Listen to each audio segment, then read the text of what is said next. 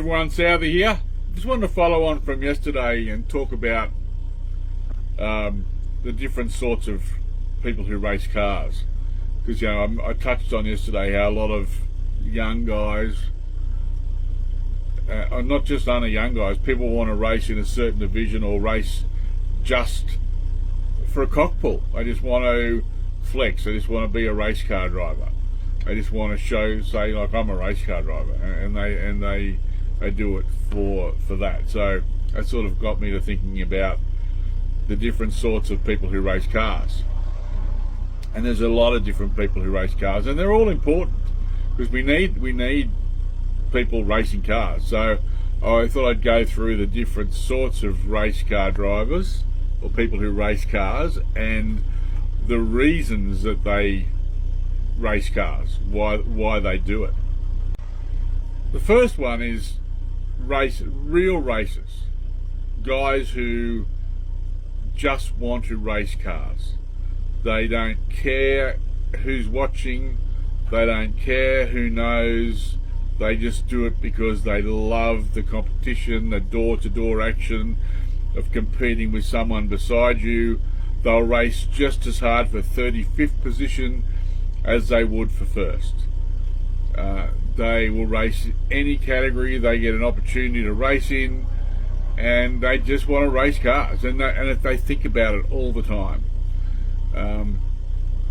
This is me, and it's easy to describe this because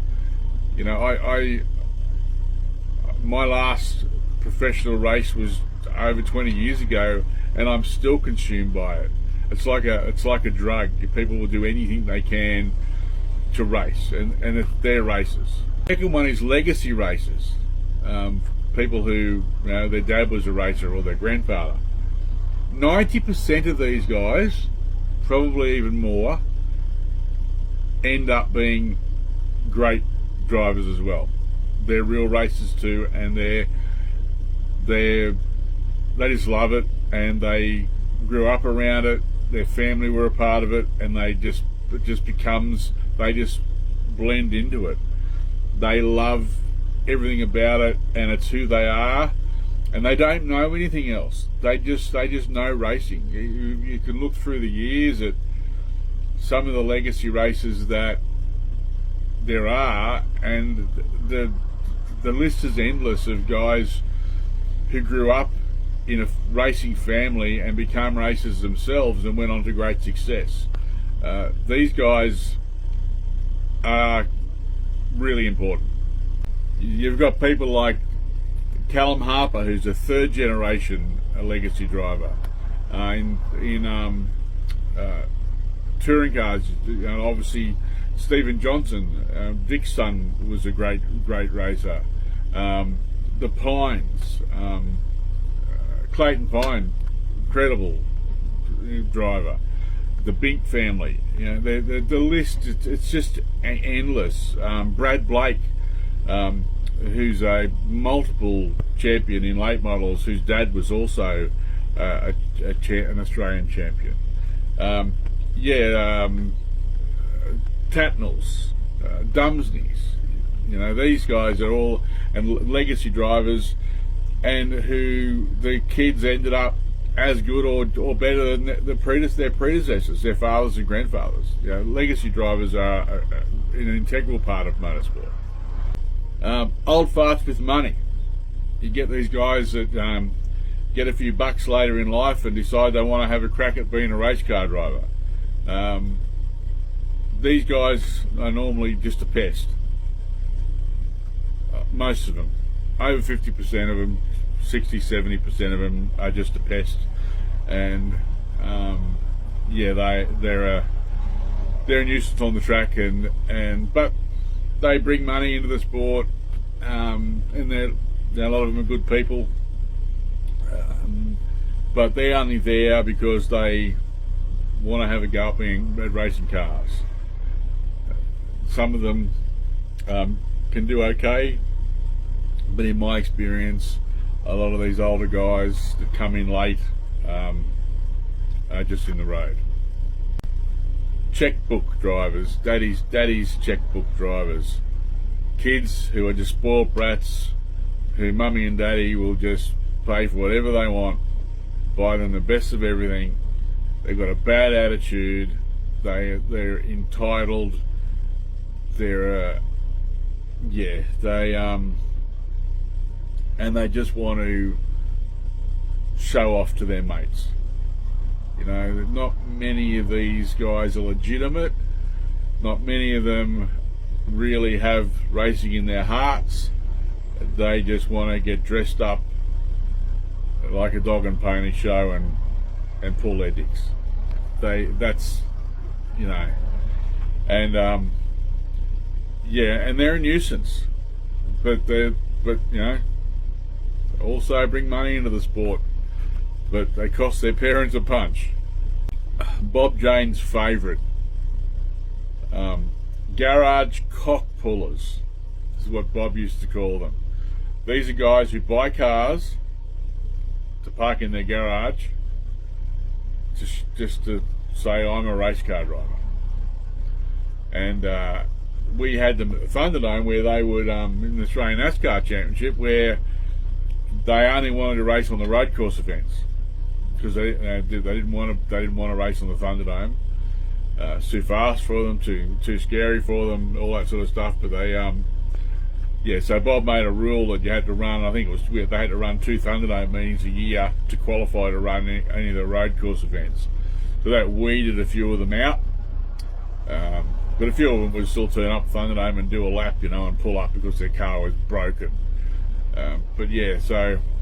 Garage cock pullers. They were just there to pull their cocks. Yeah, that sort of extends to a few other guys that I've seen. I can think of one guy in particular who had no interest at all in ever winning a race or competing to win a race. I mean, he would have loved to. I think if the opportunity came knocking, and he drove okay, but he just, all he wanted to do was get away from his missus a few days early before the race, and then chase girls, try and get some girls back to his hotel, and because he was a race car driver. He just wanted to be a race car driver and tell everyone he was a race car driver. And that was his whole thing. He just wanted to be a race car driver and make the most of that in any way he could. I wasn't a racer to begin with. I was a race fan who just loves going to the speedway.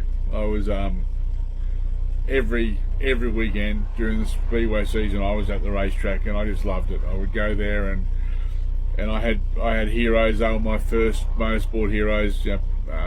David House, Barry Graham, Rodney Combs, all those guys. I just idolized them and loved what they do. But I didn't aspire to becoming a race car driver or racing cars. I was just a mad race fan and loved it. I just loved watching the Australia versus America sedan series. But when I got my opportunity to have a race in a car, I was done then. That was the end for me. A good friend put me in his race car in March 1983, and I won immediately. And it was I was just hooked. I've had dirt running through my veins ever since. I'm incredibly passionate about speedway. I ended up going to NASCAR because it was financially a lot easier, because we had television, and so you can get sponsors, and the prize money was great. But I still had dirt running through my veins the whole time I was racing in the NASCAR series.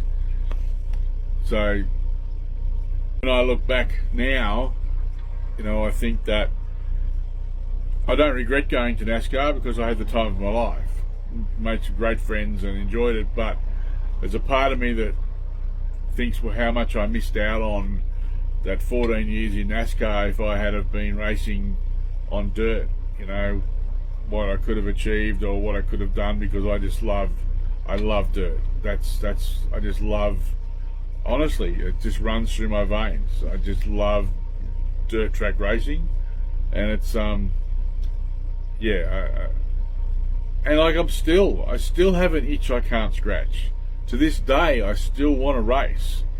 I don't care where, I don't care what level it is. I just want to race a car, and I don't think that's ever going to leave me. It's just something that's inside me that I can't shake.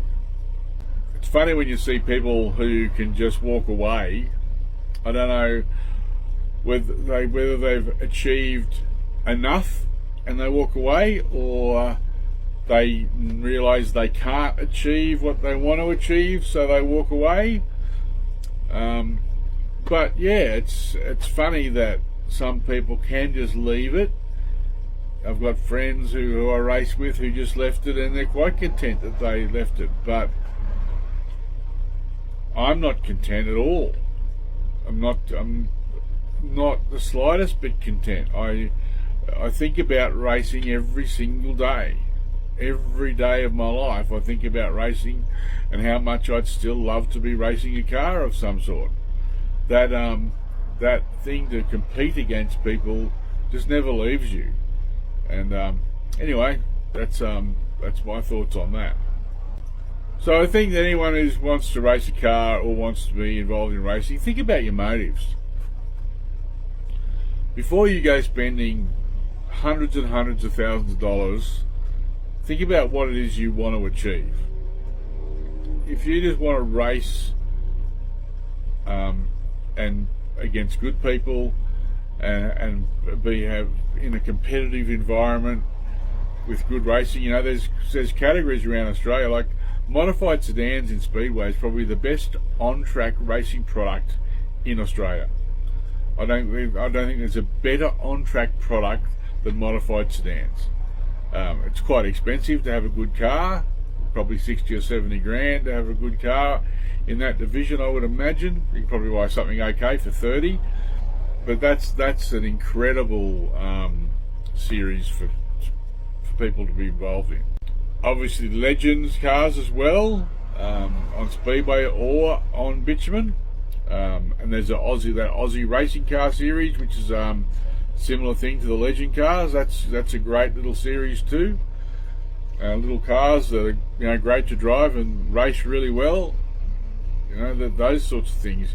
You don't have to go and have your parents mortgage your house to race in, you know, one of these so-called, you know, high-level series.